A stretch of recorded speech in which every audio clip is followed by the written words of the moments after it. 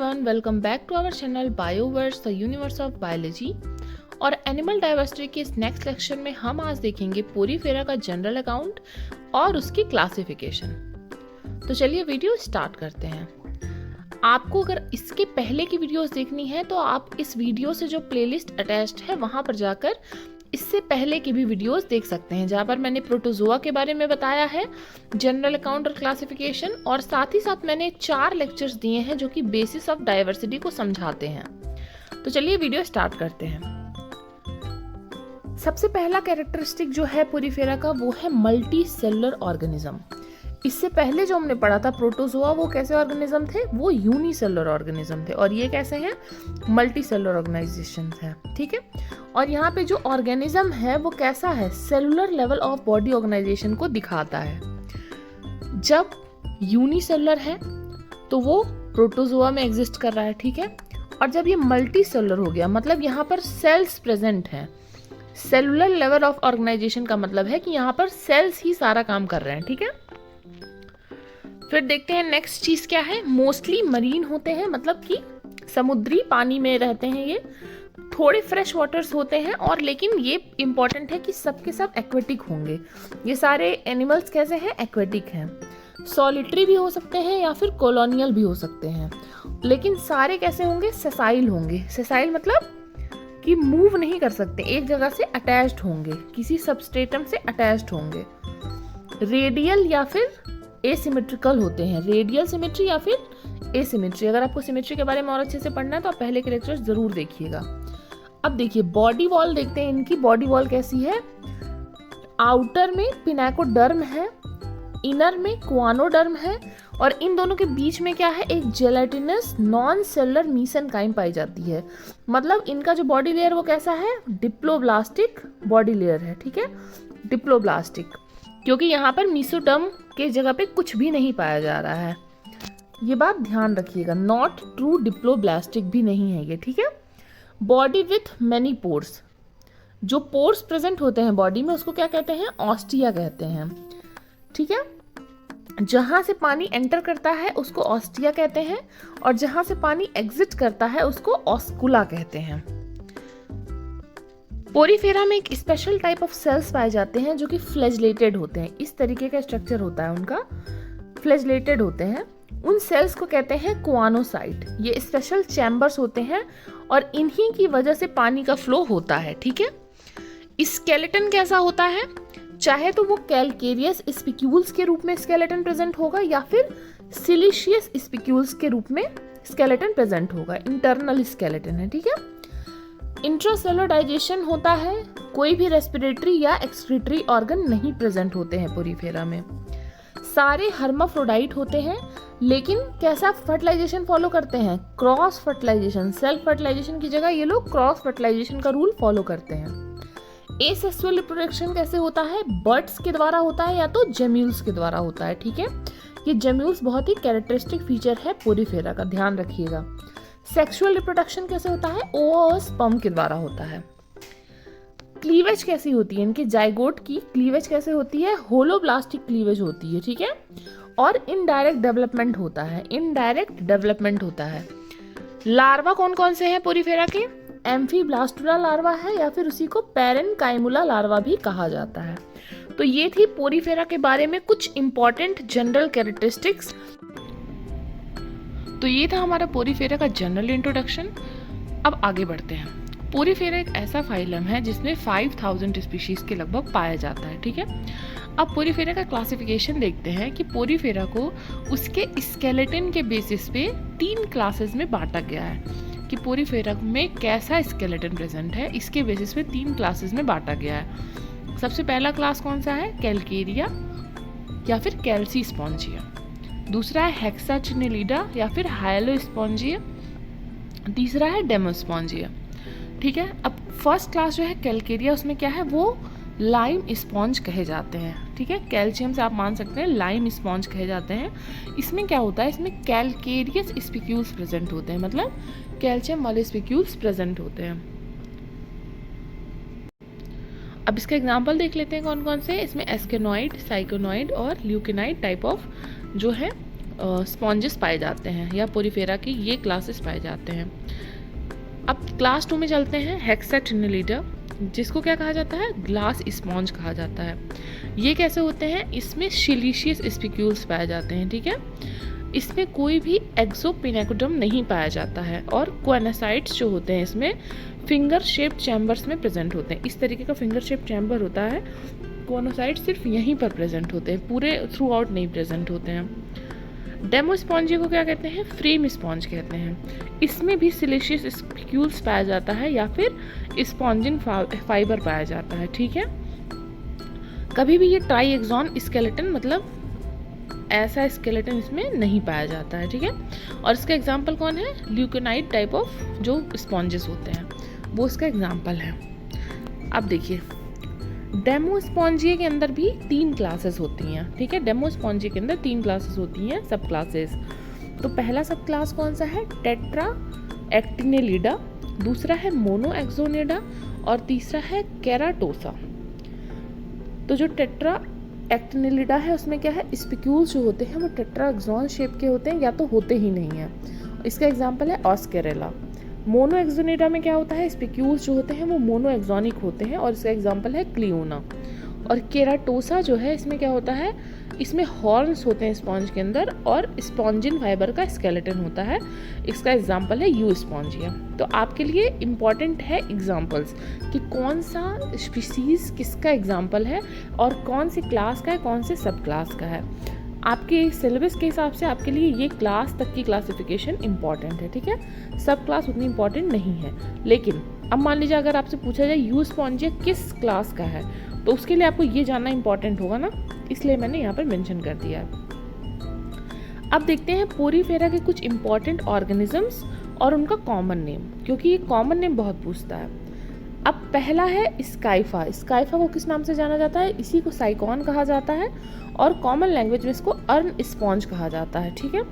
Euplectella का क्या नाम है, वीनसिस फ्लावर बास्केट। हाइलोनीमा का क्या नाम है, ग्लास रोप स्पॉन्ज। फेरोनीमा का क्या नाम है, बाउल स्पॉन्ज। क्लियोना का क्या नाम है, बोरिंग स्पॉन्ज। होलियोकॉन्ड्रिया का क्या नाम है, क्रम ऑफ ब्रेड स्पॉन्ज, ठीक है।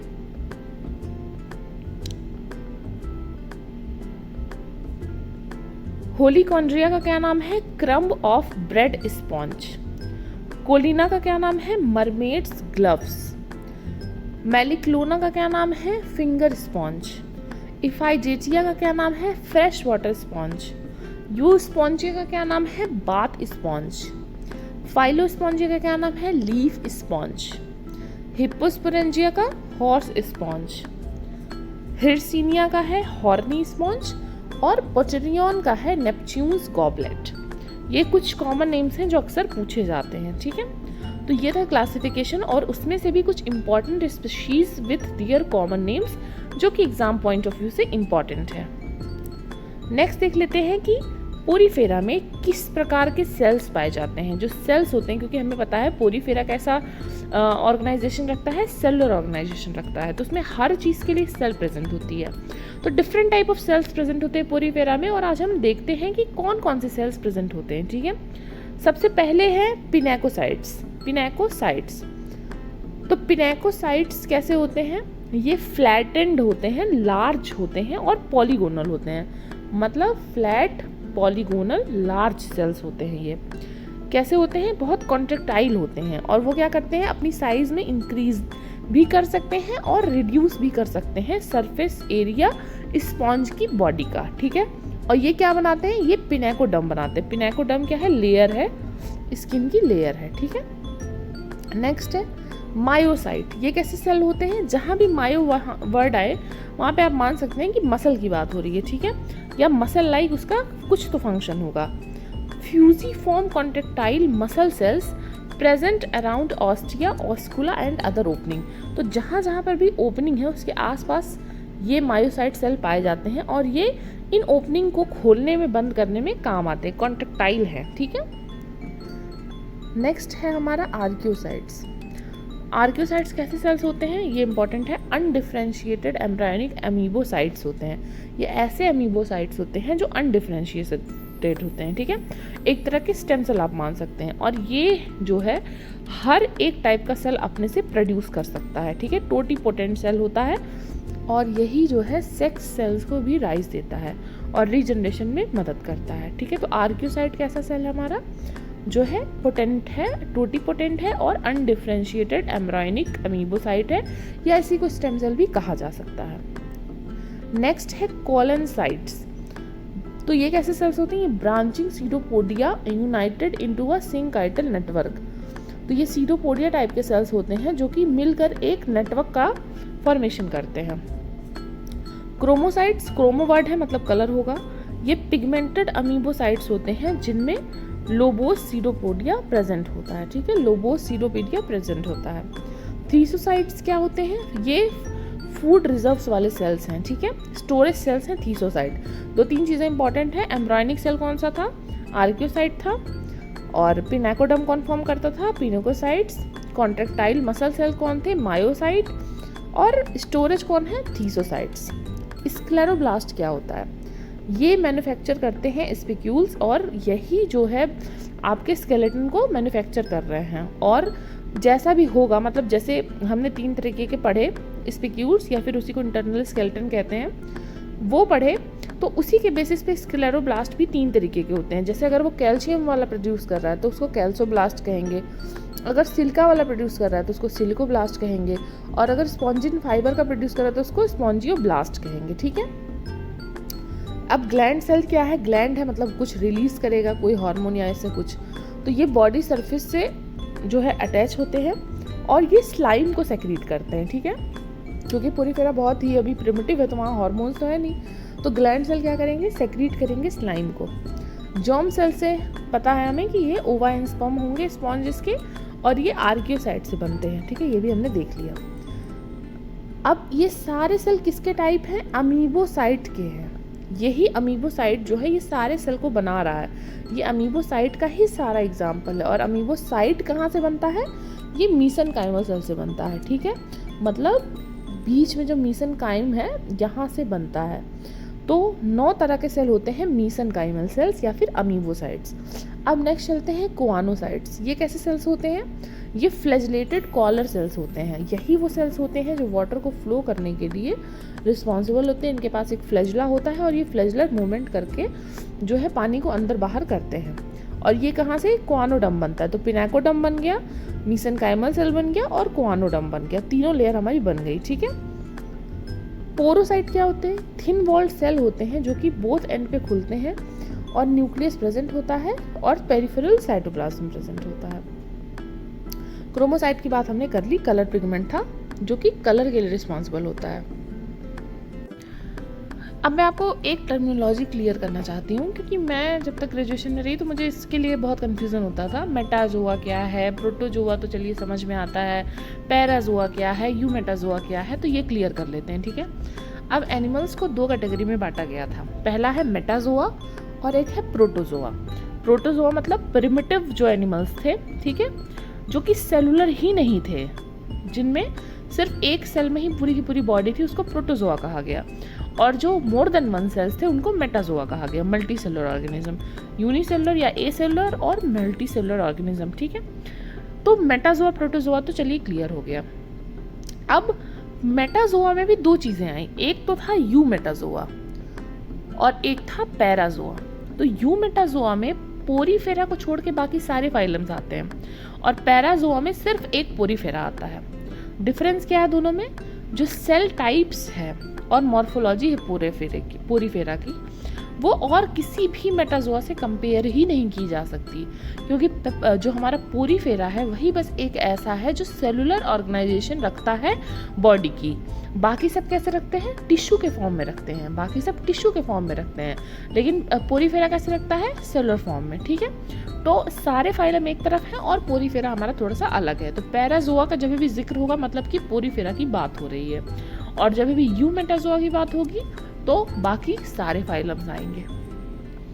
अब कुछ बातें हैं जो अगर आप जानेंगे तो आपके लिए इजी हो जाएंगी चीज़ें, जैसे कि स्टडी ऑफ स्पॉन्जेस को क्या कहा जाता है, पैराजोलॉजी, ठीक है। पैराजोलॉजी इस और जो नेचर ऑफ स्पॉन्ज है वो कैसा है, इस चीज़ को किस साइंटिस्ट ने बताया था? एलियास। ओके। पोरीफेरा वर्ड जो है किसने कॉइन किया था? Porifera name Robert Grant. Olynthus क्या है? ये एक सॉलिटरी हाइपोथेटिकल एंसेस्ट्रल स्पॉन्ज है। हाइपोथेटिकल लिखा हुआ है यहाँ पे। ये ऐसी स्टेज मानी गई जब सारे साइकोनॉइड स्पॉन्ज डेवलप कर रहे थे, उस टाइम पे ये एक अकेला सॉलिटरी एंसेस्ट्रल स्पॉन्ज था, ओलाइंथस। तो कभी ओलाइंथस वर्ड आए तो आपके दिमाग में कुछ उसके बारे में इंफॉर्मेशन होगी, ठीक है। तो ये क्या है? साइकोनॉइड स्पॉन्ज के डेवलपमेंट के बीच में कोई एक स्टेज आती है जिसको ओलाइंथस कहते हैं, ठीक है। अब प्रोटेरोस्पॉन्जिया क्या है, ये भी इंपॉर्टेंट है। प्रोटेरोस्पॉन्जिया वो क्लास है प्रोटोजोआ का जो कि स्पॉन्जेस से रिसेंबल करता है, मतलब ये क्लास है प्रोटोजोआ का, लेकिन इसके अंदर कुछ फीचर्स हैं किसकी? पोरीफेरा की। तो ये कनेक्टिंग लिंक है पोरीफेरा और प्रोटोजोआ का, ठीक है। तो यहाँ पे क्वेश्चन बन गया कि what is the connecting link between protozoa and porifera? You have the answer proterospongia. Now इसके पास जो है एक्सटर्नल कॉर्नोसाइट होता है और स्पॉन्जेस के पास इंटरनल होता है। तो ये डिफरेंस है, क्यों इसको स्पॉन्ज नहीं कहा जा रहा वो देख लीजिए कि एक्सटर्नल कॉर्नोसाइट है जबकि होना इंटरनल चाहिए, ठीक है। अब नेक्स्ट है हमारा कैनाल सिस्टम। तो इसको मैं अलग से आपको लेक्चर में बताऊंगी और इस लेक्चर के लिए इतना ही है। इसमें क्लासिफिकेशन पढ़ा, जनरल फीचर्स पढ़े और ये पूरा कैनाल सिस्टम का है। बहुत अच्छी तरीके से मैं आपको एक लेक्चर में बता दूंगी। कैनाल सिस्टम बता देंगे और रिप्रोडक्शन बता देंगे। यही दो चीज़ें बची हुई हैं पोरीफेरा की। बाकी हमने classification, general characteristic as well as important question भी देख लिए। तो तब तक के लिए पढ़ते रहिए, बढ़ते रहिए, कीप लर्निंग, कीप ग्रोइंग। और कोई भी डाउट हो, कोई भी गलती भी हो, कोई भी मिस्टेक हो तो आप कॉमेंट सेक्शन में जो है बता सकते हैं। तब तक के लिए पढ़ते रहिए, बढ़ते रहिए। नोट्स के लिए टेलीग्राम चैनल को फॉलो करिए। Keep learning, keep growing. Thank you.